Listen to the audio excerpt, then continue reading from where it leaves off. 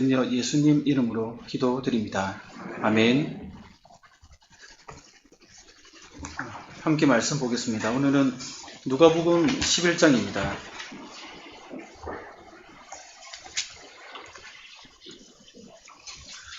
누가복음 11장 45절에서 54절까지입니다.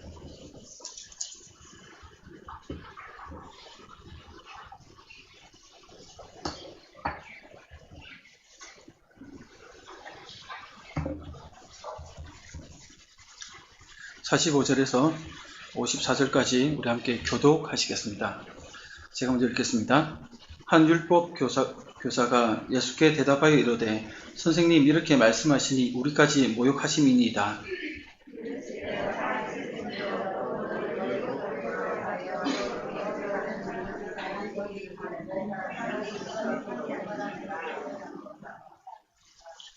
화이실진저 너희는 선지자들의 무덤을 만드는도다.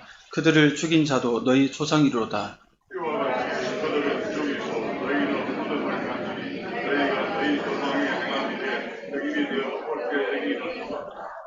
그러므로 하나님의 지혜가 일렀을 때 내가 선지자와 사도들을 그들에게 보내리니 그 중에서 더러는 죽이며 또 박해하리라 하였느니라.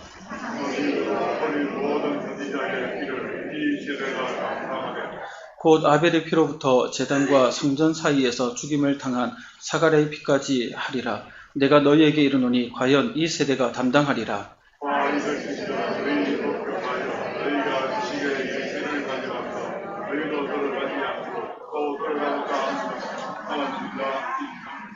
거기서 나오실 때에 서기관과 바리새인들이 거석에 달려들어 여러 가지 일을 따져 묻고 그 입에서 나오는 말을 직잡고자 하여 노리고 있더라. 아멘. 오늘은 화이술진저 두 번째 시간으로 함께 할 말씀을 살펴보겠습니다. 우리는 예수님의 말씀을 믿지 않는 그리고 거절한 자들이 처한 영적인 그 어둠의 상태를 살펴보고 있습니다. 앞 시간에는 바리새인들의 그 영적인 어둠을 살펴봤는데 그들은 한마디로 말하면 겉과 속이 다른 자들이었습니다. 장과 그릇, 겉으로 보이는 형식은 이렇게 경건해 보이지만 그 속은 탐욕과 악독이 가득한 자들이었습니다. 그러다 보니까 공의와 하나님의 사랑을 얻고 이런 박하와 운항과 모든 채소의 11조, 겉으로 드러나는 자기를 돋보이는데 열심히 들었던 자들이었습니다. 또 회당에서 좋은 자리를 앉기를 좋아했고 시장에서 인사받기를 좋아하였습니다. 이런 바리새인들은 평평한 무덤과 같이 다른 사람들이 밟고 지나갈게 함으로써 그들 또한 이렇게 부정하게 만드는, 그러니까 그들의 행실을 보고 따라하면서 똑같은 사람들로 만들어버리는 그런 위치의 사람들이었습니다. 바리새인들은 예수님의 말씀으로부터 이렇게 정결함을 받지 않는다면 그들이 추구하는 경건함은 아무것도 아닌 껍데기에 불과하다는 것을 우리가 앞 시간을 통해서 살펴봤습니다. 오늘 본문은 바리새인에 이어서 율법 교사들의 영적 무지와 이에 대한 예수님의 책망을 기록하고 있습니다. 예수님을 초대한 그 바리새인의 집에는 율법 교사들도 함께 있었습니다. 예수님이 앞서 하신 말씀에 모욕감을 느낀 율법 교사는 자신들의 그 불만을 예수님께 토론합니다. 율법 교사들이 왜 모욕감을 느꼈을까요? 자기들에게 한 선포도 아닌데. 이를 알려면 바리새인들과 율법 교사의 그 관계를 좀 살펴볼 필요가 있습니다. 율법 교사의 시작은 구약에 나오는 에스라 학사, 에스라로부터 이렇게 보고 있습니다. 원래 하나님 말씀을 전달하고 가르치는 이는 제사장의 임무였죠. 포로시대 이후에 유대계를 율법 위에 확고하게 세워놓은 인물이 바로 에스라 학사였습니다. 에스라는 혈통으로는 제사장이었지만 이렇게 율법을 옮겨 적는 필사하는 능력이 있어가지고 서기관이었기도 하였습니다. 또 당시 페르시아의 그 포로로 있었죠. 그러니까 페르시아 왕의 관리로서 또 직무를 수행하기도 하였습니다. 에스라는 페르시아 왕의 승낙을 얻어서 예루살렘으로 가서 그들의 백성의 마음에 율법을 세워놓았던, 회복시켰던 그런 인물이었습니다. 그래서 에스라 7장 6절에서는 이스라엘의 주 하나님께서 주신 모세의 율법의 정통한 율법 학자라고 이렇게 그를 불렀습니다. 여기서 시작된 율법 교사는 페르시아에서 헬라 시대로 넘어오면서 이러한 율법 교사들이 많이 나오게 됩니다. 그 이유가 헬라 사상의 그 유대교를 위협했기 때문입니다. 당시 헬라 사상이 강력한 도전 앞에서 유대인들이 율법 속에서 자신의 삶의 체계, 종교의 체계를 구축하고자 했는데 과거의 제사장들이 해석한 그 가르침만으로는 시대가 바뀌었기 때문에 충분하지 못했습니다. 한국교회도 과거 선조들의 신앙의 체계를 가지고 오늘날을 살아간다면 우리에게도 그대로 적용해 볼 때 뭔가 맞지 않은 측면들이 많죠. 예전에 드럼 치면 이상했죠. 파마하면 문제가 됐고 신발을 벗고 들어와 있었고 이런 여러 가지 눈에 보이는 것뿐만 아니라 또 보이지 않는 영역에서도 시대에 맞는 진리는 변하지 않지만 그것을 시대에 적용할 때 시대에 맞게 뭔가 좀 변화가 있어야 되는데 부족했다는 것이죠.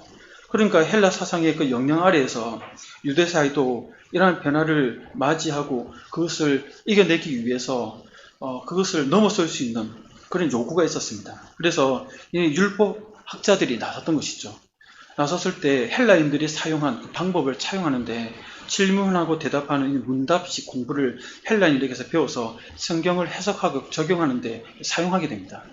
이러한 문답식 공부법을 가지고 성경을 해석한 자들이 율법 교사들이었는데 그래서 율법 교사를 가리켜 이들은 이제 전성을 장로들의 유전이라고 하는 전성을 이렇게 보호하고 또 성경을 해석해서 적용하는 데 정통하였습니다. 그래서 이들을 가리켜 현자, 율법학자, 랍비, 보통 랍비로 이렇게 많이 부르죠. 이렇게 불려졌습니다. 하나님 율법의 생활의 모든 영역을 이렇게 규제했고 통제했기 때문에 율법 교사들은 신학적인 종교적인 질문뿐만 아니라 일상생활의 어떤 법률적인 문제까지 율법을 삶에 적용하는 데까지 디테일하게 구체적으로 이렇게 적용해서 이렇게 가르쳐줬던 위치에 있었습니다. 안식일의 노동 어디까지 해야 되느냐, 혼인서약, 이혼 문제, 또 땅을 사고 팔고 집을 사고 파는 이런 문제까지 하나하나 율법학자들의 그 가르침 속에서 사회가 이렇게 돌아갔다는 것입니다. 그런데 이 율법학자들은 유명한 가문의 제사장 출신들도 있었지만 서민 출신들도 있었습니다. 상인이나 수공업자 그리고 심지어 이방인 개종자 출신도 율법학자가 될 수 있었던 것이죠. 이들은 어떤 가문이나 혈통이 아니라 지식의 능력에 따라서 율법교사가 될 수 있었습니다. 그래서 율법교사가 되면 명예로운 호칭이 랍비로 일컬어졌죠. 그래서 긴 학자의 옷을 입고 회당에서는 모세의 강단 위에 서서 성경을 이렇게 가르쳤고 백성들로부터는 이제 존경을 받는 그런 위치였습니다. 인사를 받았죠. 이러한 율법교사들은 바리새파 출신들의 사람들도 많이 있었습니다. 거기다 바리새파 사람들의 지도자 역할을 했거든요. 예수님 당시 바리새파 사람들의 공동체는 요세푸스 역사학자에 의하면 6,000명 정도의 사람들이 속해 있었다. 바리새파 이 운동에 가담하고 있었다 이렇게 얘기를 하고 있습니다. 그럼 바리새파 사람들은 어떻게 나왔냐? 이들도 이제 같은 맥락에서 나왔죠. 헬라의 그 사상의 그 도전 앞에서 자신들의 신앙을 지키기 위해서 경건한 삶을 살고자 헌신했던 사람들이 평신도 운동이라고 할 수 있습니다. 이런 무리들 위에 지도자급이 바로 율법 교사들이었죠. 이런 관계를 볼 때 율법 교사들은 바리새인들에게 저주를 선포한 예수님의 말씀에 바리새인들의 어떻게 보면 지도자급으로서 스승으로서 모욕감을 느낄 수밖에 없었던 것이었습니다. 겉으로 경건한 삶을 보이지만 속은 탐욕과 악독이 가득하다. 해당의 좋은 자리에서만 탐하고 시장에서 인사받기만 좋아한다. 명예에 사로잡혔다. 백성을 더럽게 만드는 그런 자들이다. 이렇게 바리새인들에 대해서 예수님이 막 심한 말을 하니까 그들의 선생으로서 그 말을 들을 때 얼마나 어떻게 달갑게 듣겠습니까? 불편한 것이죠. 그래서 막 토로합니다. 그래서 45절에 보면 한 율법 교사가 예수께 대답하여 이르되 선생님 이렇게 말씀하시니 우리까지 모욕하심이니이다. 따지는 것이죠. 이 율법 교사는 적어도 자기는 또 자기들의 무리는 율법 교사들은 그 예수님의 저주 대상, 화가 있다는 그 대상이 아니라고 생각했다는 것이죠. 그런데 왜 우리까지 싸잡아서 그렇게 도매급으로 넘기냐는 것이죠. 이것을 볼 때 이들이 자신들의 영적 상태가 어떤 것인지를 지금 파악하지 못하고 있다는 것을 우리가 알게 됩니다. 그러니까 이제 모욕감을 느꼈다고 생각하는 것이죠. 이러한 율법교사의 항의에 예수님은 오히려 더 심각한 재앙의 말씀을 선포하십니다. 어떻게 보면 당연하죠. 바리새인들의 지도자급에 있는 위치의 사람들이니까 그 책임이 더 크겠죠. 그러니까 더 강하게, 무섭게, 엄하게 이제 그 화를 선포하시는 것이죠. 여기서 우리 예수님께서 좀 집중하면서 본문을 좀 살펴보려고 합니다. 예수님은 사람의 영혼을 얼마나 진실하게 돌보고 계신가를 오늘 본문 속에서 보여주고 계십니다. 지금 아무 두려움이나 편견 없이 어떻게 보면 가장 기득권 중에 기득권인 그 율법 교사 앞에서 그들에 대해서 두려움이나 편견 없이 그들의 죄를 과감하게 책망하시며 그런 주님을 우리가 바라보게 됩니다. 누가 잘못을 범했을 때 어떤 쏘아붙이는 식으로 상대방에게 상처를 주는 그런 방식이 예수님에게서는 발견되지 않는다는 것입니다.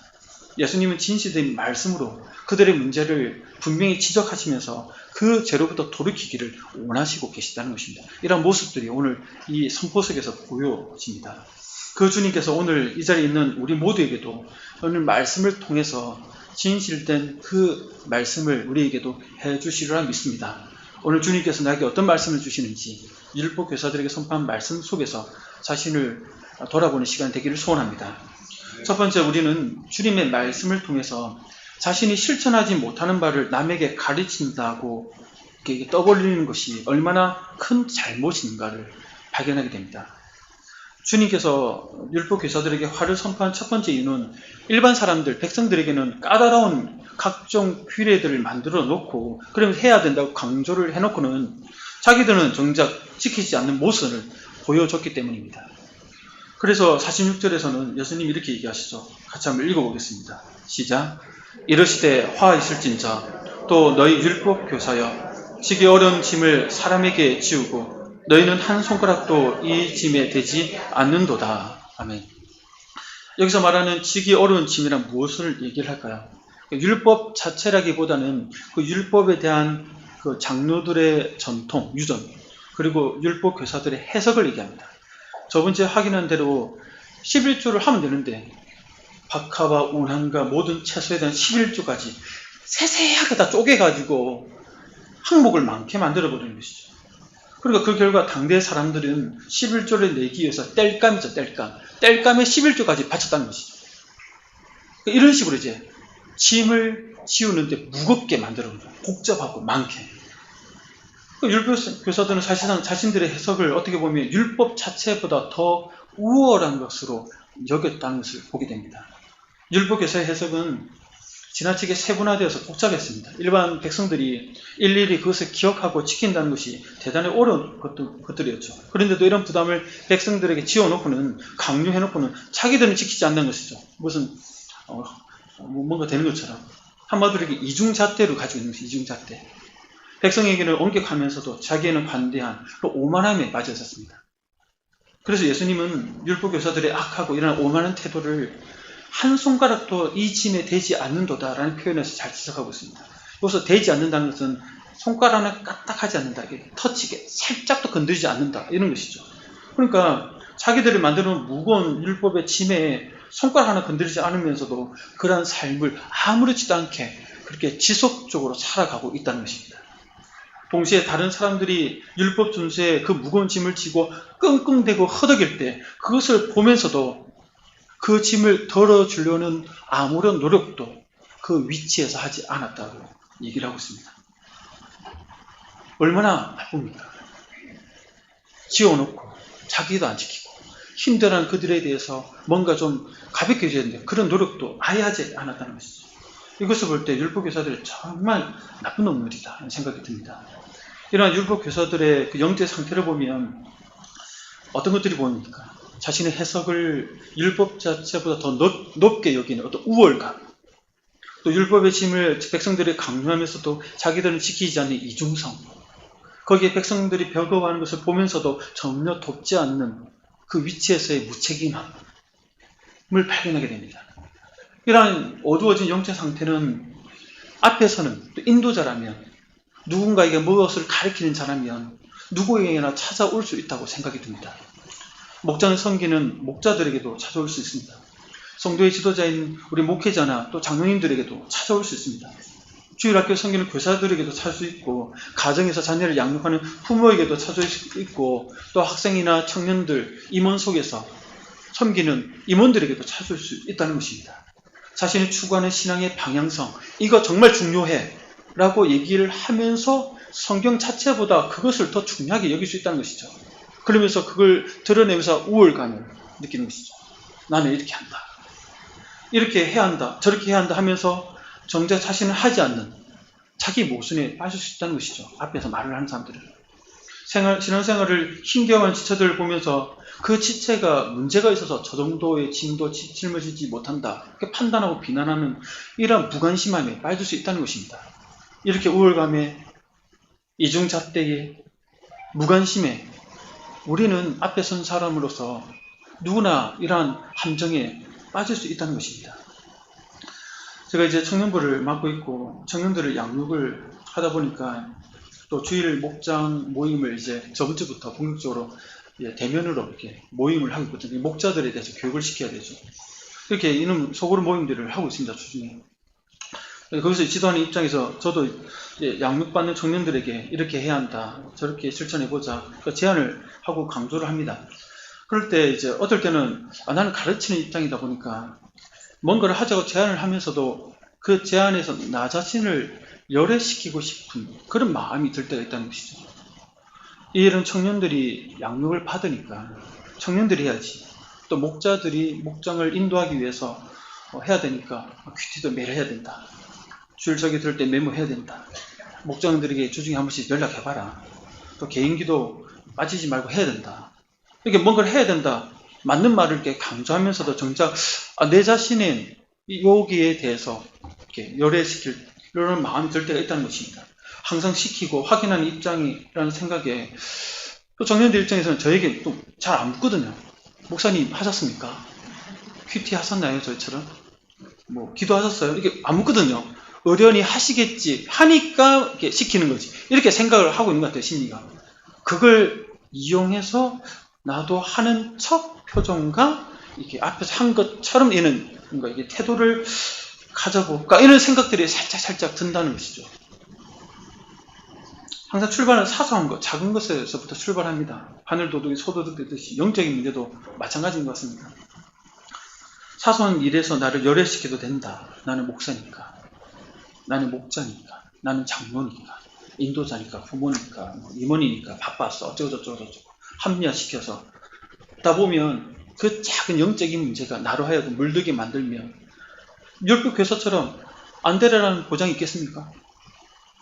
율법교사 처음 시작은 에스라 학사로부터 그 율법을 백성들의 마음에 이 유대교에 그 세우기 위해서 선한 의도를 시작했는데 지금 변질돼가지고 완전히 마귀의 화신이 되지 않습니까? 앞에서 뭔가를 해야 합니다. 뭔가를 하십시오. 안 하면 안 된다. 이런 식으로 요구하는 입장에 있는 인도자일수록 율법교사들이 빠진 이 자기 모습, 이중성, 무관심에 넘어가기 쉽다는 것입니다. 성도 여러분들은 어떻습니까? 저번 주에 목사님께서 설교 중에 이런 표현을 하셨는데 물에 빠지면 성도들은 입만 둥둥 떤다. 저는 그 중에 제일 높게 둥둥 떠는 입들은 가르치는 자들일 것이다. 이런 생각이 들었습니다. 어떻게 보면 우리 모두는 가르치는 위치에 있다고 볼 수 있습니다. 나를 여기서 제외시킬 필요가 없습니다. 우리는 다 그 자리에 있기 때문에.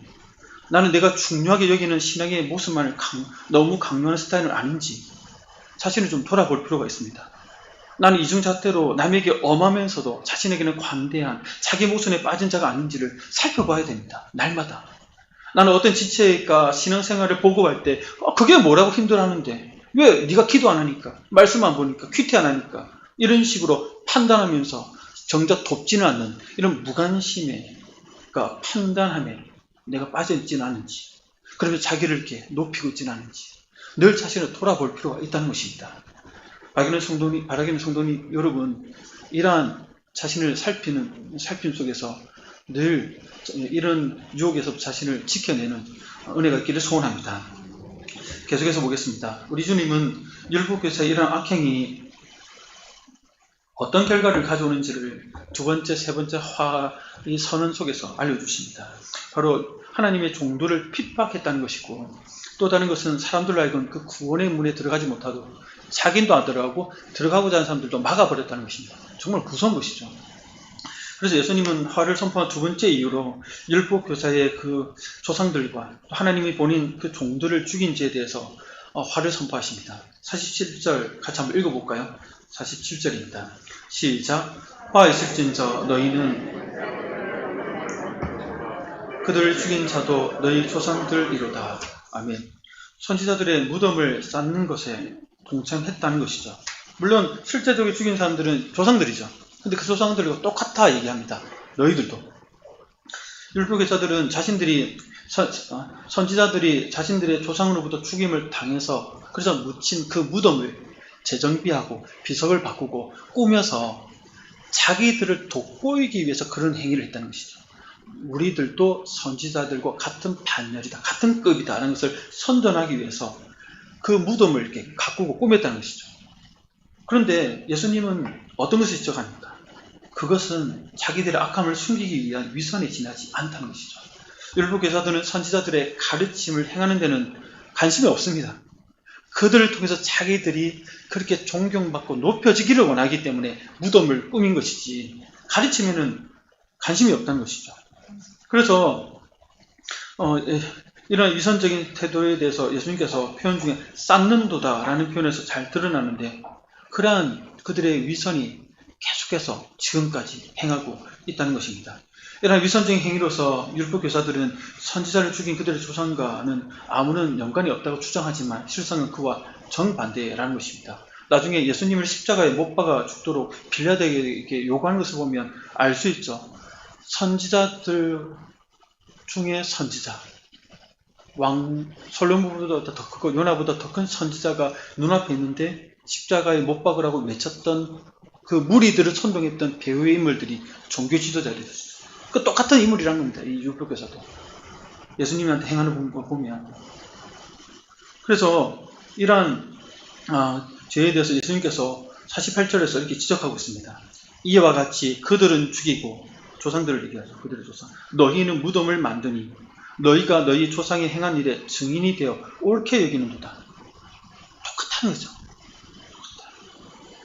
이런 예수님의 저주 선포가 끝났을 때 이들이 보인 행태를 보면 알 수 있습니다. 율법교사들은 자기들이 선지자들을 죽인 증거자라는 것을 입증을 하듯이 예수님에게 그러한 모습을 또 보입니다. 53절에서 54절 한번 볼까요? 같이 한번 읽어보겠습니다. 시작. 거기서 나오실 때에 바리새인들이 거석에 달려들어 여러 가지 일을 따져 묻고 그 입에서 나오는 말을 책잡고자 하여 노리고 있더라. 예수님의 책망을 듣고 뭔가 돌이켜야 되는데 더 광분한 거죠. 그래서 마치 사냥꾼이 이렇게 사냥하듯이 예수님에게 올무를 씌워서 해치고자 하는 그런 악한 의도로 계속 따져묻는 것이죠. 공격하고 있는 겁니다. 이러한 모습이 바로 그들이 선지자를 죽인 자들의 후손임을 보여주고 있다는 것입니다. 성도 여러분, 정말 이러한 모습을 볼 때 무섭다는 생각이 들지 않습니까? 저는 이 장면을 이렇게 설교를 준비하면서 사람이 정말 어디까지 악해질 수 있나, 끝장판을 또 보는 듯한 느낌이 들었습니다. 소름이 돋았습니다. 악마가 사람이 되면 이런 인간이 되겠구나 하는 생각이 들었습니다. 불신자도 아니죠. 다른 이방 종교를 믿는 자도 아닙니다. 일반 성도도 아닌데 율법교사면 오늘날 치면 신학교수의 목사라고 할 수 있는데 하나님의 아들이신 예수님을 그리스도로 알아보지 못하고 그런 악한 짓을 하려고 할까? 정말 무섭다는 생각이 들었습니다.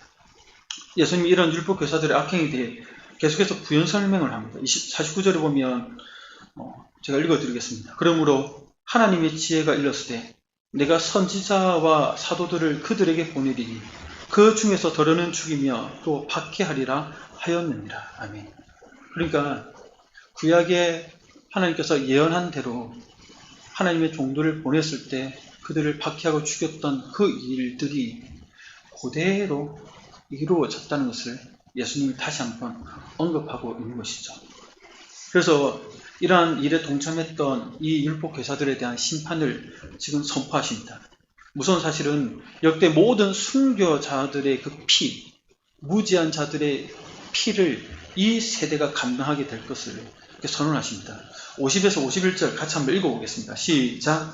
창세 이후로 흘린 모든 선지자의 피를 이 세대가 담당하되 하벨의 피로부터 제단과 성전 사이에서 죽임을 당한 사갈의 피까지 하리라. 내가 너희에게 이르노니 과연 이 세대가 담당하리라. 아멘. 정말 무섭지 않습니까? 창세 이후로 흘리는 모든 선지자의 피 때문에 이 세대가 심판을 받게 된다. 여기서 모든 선지자의 피라고 할 때 그 범위를 아벨부터 사가랴라고 하는데, 이것은 유대인들이 성경을 볼 때 그 분류법을 얘기하는데, 유대인들은 창세기부터 역대기까지 이렇게 시작과 끝으로 이렇게 보고 있거든요. 그러니까 창세기에 나오는 첫 죽음, 또 역대기에 나오는 마지막 죽음인 자들이죠. 아벨이죠, 첫 죽음은. 아벨 우리가 알죠. 그 아담의 아들이잖아요. 아벨은 하나님이 기뻐하시는 제사를 드렸을 때 의로운 자라고 칭함을 받았지만 그의 형 가인이 그를 죽였죠. 같은 맥락입니다. 영적으로 보면. 또 사가랴, 역대기에 나오는 이 인물이 백성들의 우상숭배를 비판하다가 죽음을 당하게 됩니다. 요 안에 속한 모든 의인들의 피값에 대해서 지금 예수님 당시 이 세대의 사람들이 하나님의 심판을 받게 될 것이다 라고 그 확정적으로 선언하고 계십니다. 그래서 내가 너에게 이르노니 과연 이 세대가 단방하리라, 확정적 심판 선언을 하고 계신 것이죠. 이러한 말씀이 누가복음 13장 34, 35절에도 그대로 나오고 있습니다. 34, 35절 같이 한번 읽어볼까요? 제가 읽어드리겠습니다. 같이 읽겠습니다. 시작. 예루살렘아 예루살렘아 선지자들을 죽이고 네게 패송한 자들을 돌로 치는 자여, 암탉이 제 새끼를 날개 아래에 모음같이 내가 너희의 자녀를 모으려 한 일이 몇 번이냐. 그러나 너희가 원하지 아니했도다. 보라, 너희 집이 항파이어 버림바 되리라. 내가 너희에게 이르노니 너희가 주의 이름으로 오시는 이를 찬송하리라 할 때까지는 나를 보지 못하리라 하시니라. 아멘. 이러한 심판이 예수님 승천하신 이후 한 40년 지났을 때 AD 70년경에 그대로 이루어지죠. 우리가 자주 듣는 것처럼 철저하게 파멸됩니다. 그때 재앙이란 재앙은 다 임합니다. 로마 군인의 칼에 죽은 것뿐만 아니라 그때 기근도 임하고 역병도 임하고 예루살렘이 완전 초토화되어 버립니다. 이 세대가 그 피값을 담당하게 되는 것이죠. 예수님 말씀대로. 계속해서 보겠습니다. 율법 교사들의 악행이 어떤 결과를 가져오는지를 예수님이 선포한 화를 통해서 확인하고 있습니다. 세 번째 결과는 이들은 천국문을 막아버렸다는 것이죠. 인간적인 지식으로 율법을 해석해서 자신뿐만 아니라 백성들까지 천국에 들어가지 못하도록 막아버렸기 때문에 화가 임할 것이라고 선포하고 계십니다. 52절 같이 한번 읽어보겠습니다. 시작. 화 있을진저 너희 율법 교사여, 너희가 지식의 열쇠를 가져가서 너희도 들어가지 않고 또 들어가고자 하는 자도 막아내니라 하시니라. 아멘. 예수님께서 책망받는 이유는 율법 교사들이 지식의 열쇠를 가진 것과 관련이 있는 것이죠. 여기서 지식이란 말은 하나님을 아는 지식이라고 볼 수 있습니다. 그리고 열쇠라는 것은 이것을 해석할 수 있는 그 권세를 얘기하는 것이죠. 그러니까 율법 교사들 당시에 이런 말씀을 해석하고 풀어서 바르게 인도하는 계시의 수호자라고 할 수 있습니다. 그런데도 그들 나름대로의 해석 방법으로 구약에 나타난 그 단순하고 명확한 말씀을 그들에게 분명하게 얘기해 주지 않고 애매하고 복잡하게 만들어서 그들이 하나님을 알지 못하도록, 구원에 이르지 못하도록 방해하는 일에 앞장섰다는 것이죠. 거기에다가 지금 예수님이 오셔서 하나님 나라의 복음을 전파하고 있는데 그 예수님의 그 선포된 복음에 대해서 백성들이 듣지 못하도록 계속 해방하는 것이죠. 바알세불을 짚어서 이런 짓을 한다. 예수님 말씀의 권위를 떨어뜨리는데 모든 총동원해서 막 포격을 가하고 있는 것이죠. 그러니까 예수님을 통해서 자기들도 못 들어가고, 예수님을 통해서 들어가고자 하는 자도 들어가지 못하고 중간에서 계속 마개짓을 하고 있다는 것입니다. 그러니까 예수님께서 이 일을 책망하고 있는 것이죠. 너희가 지식의 열쇠를 가져가서 너희도 들어가지 않고 또 들어가고자 하는 자도 막았다라고 책망하고 계신 것입니다. 결론적으로 이들은 하나님의 종들을 핍박한 것뿐만 아니라 더 악한 짓은 구원에 이르는 문을 차단시켜 버렸다는 것이죠. 이것을 볼 때 앞에 선자들의 책임이 얼마나 막중한가를 이렇게 보게 됩니다. 특별히 이러한 부분들을 우리의 삶의 영역에서 적용점으로 좀 생각해 볼 때 우리는 주님의 말씀을 통해서 다른 사람들로 하여금 그런 신앙적인 지식을 습득하지 못하도록 하는 것이 얼마나 큰 잘못인지를 발견하게 된다는 것입니다. 특별히 자녀들이 성경을 읽지 못하도록 너무 바쁘게 만드는 것이 얼마나 무서운 죄인지를 발견하게 됩니다. 아내가 혹은 남편이 하나님을 알아가는 지식을 배우는 곳으로 가고자 하는데 가지 못하도록 막는 것이 얼마나 잘못인지를 발견하게 된 것이죠. 세상 가치로 성공해야 하니까, 돈을 많이 벌어야 하니까, 남들보다 우위에 서야 하니까 이런저런 핑계로 누군가에게 예배나 기도회나 훈련이나 성경 공부에 참석하지 못하도록 어떠한 이유를 가지고 가로막는다면 그게 얼마나 하나님 앞에서 책망받을 일인지를 발견하게 된다는 것입니다. 우리는 내 자녀를 위해서, 내 남편의 아내를 위해서, 그 사람을 위해서 그렇게 한다고 하지만 영적으로 볼 때 그러한 가로막음이 그 영혼으로 하여금 말씀을 듣지 못하도록 가로막는 이 행위가 얼마나 무서운 잘못인지를 발견하게 된다는 것입니다. 성도 여러분, 여러분들이 진정 그 영혼을 사랑한다면 그 영혼이 하나님 말씀을 들을 수 있도록 용납해 주십시오. 그 영혼이 말씀을 듣지 않고 말씀 가까이 하지 않고 멀리 한다면 오히려 그것을 안타깝게 여기고 기도해주고 독려해서 그 자리에 갈 수 있도록 지지해 주기를 소원합니다. 그래서 그 영혼을 정말 아낀다면 그 구원의 대로가 활짝 열릴 수 있도록 말씀 앞으로 나아가도록 뒤에서 격려하고 지지하는 그러한 믿음의 우리 분들이 되시기를 주의 이름으로 축복합니다. 함께 우리 기도하겠습니다. 오늘 말씀을 생각하면서 기도하기 원합니다. 주님, 우리가 영적인 우리의 상태를 주의 그 말씀 가운데 우리 자신을 돌아보게 됩니다. 우리가 이중잣대를 가지고 있지는 않은지, 우리가 무관심하지는 않은지, 우리가 우울감에 빠지지는 않은지, 뭔가 그 영혼을 위해서 사랑한다 하면서도 그 영혼이 말씀을 가까이 하고 구원의 대로에 서지 못하도록 이런저런 핑계로 끌어당기고 방해하고 세상 것들로 그것을 더 강조하면서 내가 방해하고 있는 자리에 있지는 않은지, 혹시 그렇다면 돌이키고 나 또한 그런 삶에서 돌이켜서 내 자신과 나 속해 있는 그 영혼들과 함께 하나님을 더욱더 가까이 하는 삶을 살아갈 수 있도록 붙들어 주시고, 나의 이중적인 모습들, 영적으로 이런 옳지 않은 모습들이 주님 앞에서 바로 서고 정결해 줄 수 있도록 붙들어 달라고 함께 기도하며 나아가겠습니다.